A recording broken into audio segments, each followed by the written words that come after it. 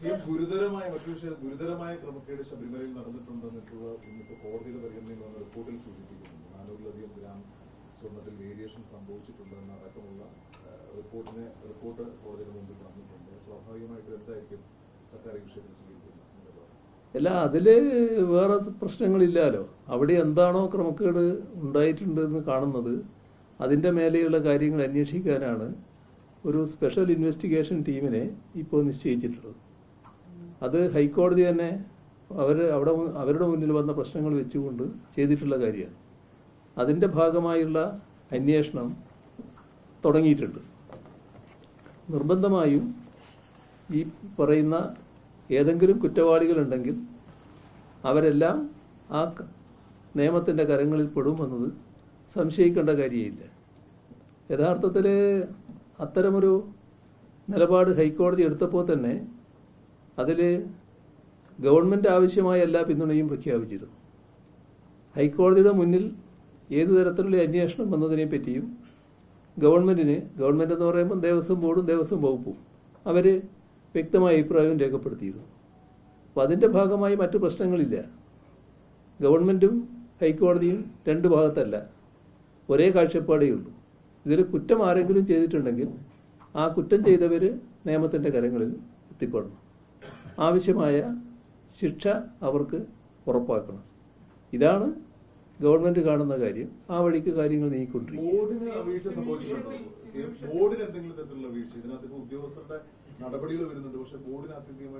വന്നിടത്തോളം അങ്ങനെയുള്ള കാര്യങ്ങൾ ശ്രദ്ധയിൽപ്പെട്ടിട്ടില്ല. ഇനി ആർക്ക് വീഴ്ചയുണ്ട് ആർക്ക് വീഴ്ചയില്ല എന്നുള്ളത് ഇപ്പോൾ ഒരു പ്രസ്താവനയിലൂടെ വ്യക്തമാക്കേണ്ട കാര്യമല്ല. കാരണം ഇതുമായി ബന്ധപ്പെട്ട് വിശദമായ പരിശോധന നടക്കുകയാണ്. ആ പരിശോധനയുടെ ഭാഗമായി ആർക്കെല്ലാം വീഴ്ചകൾ സംഭവിച്ചിട്ടുണ്ട് എന്നുള്ളത് കണ്ടെത്തുക തന്നെ ചെയ്യും. ആ കണ്ടെത്തിയാൽ അതനുസരിച്ചുള്ള നടപടികളും സ്വീകരിക്കും.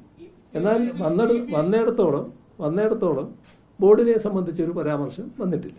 2017 മുതൽ ഈ ഗൂഢാലോചന ആരംഭിച്ചു എന്നാണ് പറയപ്പെടുന്നത്. 2019 ഈ ദ്വാരപാലക ശില്പങ്ങൾ അവിടുന്ന് കൊണ്ടുപോയി. പ്രതിപക്ഷ നേതാവ് പറഞ്ഞത് ഇത് ഒരു വ്യവസായിക്ക് വിറ്റു വന്നതൊക്കെയാണ്. സംസ്ഥാന ആഭ്യന്തര വകുപ്പ് ഇതൊന്നും അറിയാൻ ശ്രദ്ധയിൽപ്പെട്ടിട്ടില്ല. അല്ല, ഇത്തരം കാര്യങ്ങൾ ശ്രദ്ധയിൽപ്പെട്ടാൽ നടപടികൾ എങ്ങനെയെന്നുള്ളതാണ് നമ്മൾ ആലോചിക്കുന്നത്. ആ ശ്രദ്ധയിൽപ്പെട്ട ഉടനെ തന്നെയുള്ള നടപടികൾ തുടങ്ങിയിട്ടുണ്ട്. എങ്ങനെയാ ശ്രദ്ധയിൽപ്പെടുന്നത്? അതൊരു വിചിത്രമായ കാര്യമാണല്ലോ. അത് നമ്മൾ നോക്കണമല്ലോ. ഇപ്പൊ പറയുന്ന ഒരു ആളുണ്ടല്ലോ, ഒരു പോറ്റി. ആ പോറ്റി ഒരു ദിവസം ഒരു വെളിപ്പെടുത്തൽ നടത്തുകയാണല്ലോ. ആ വെളിപ്പെടുത്തല് അവിടുത്തെ ചില കാര്യങ്ങൾ കാണാനില്ല എന്നുള്ളതായിരുന്നു. ആ വെളിപ്പെടുത്തലിന്റെ തുടർച്ചയായിട്ടാണ് ദേവസ്വം വിജിലൻസ് ആ കാര്യത്തിൽ അന്വേഷിക്കാൻ പുറപ്പെടുന്നത്.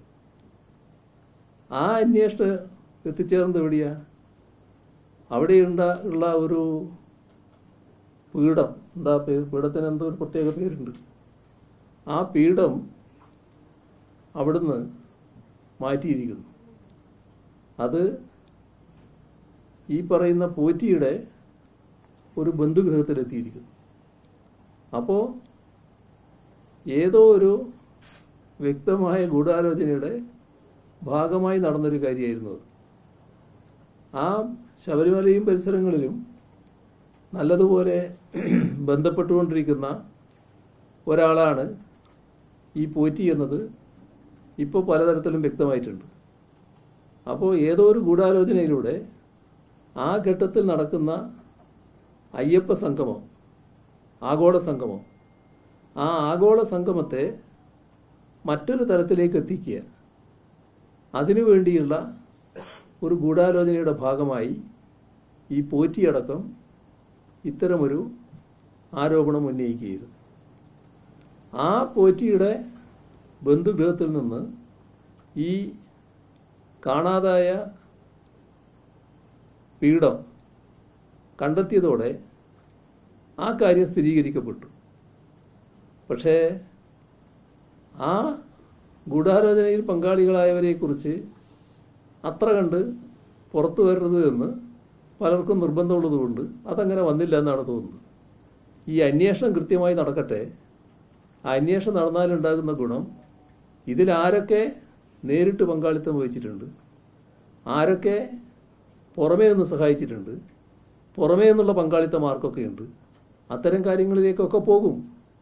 അപ്പോൾ അവരെല്ലാം നിയമത്തിൻ്റെ കരങ്ങളിൽ എത്തപ്പെടും. അത് വരെ കാക്കാം നമുക്ക്.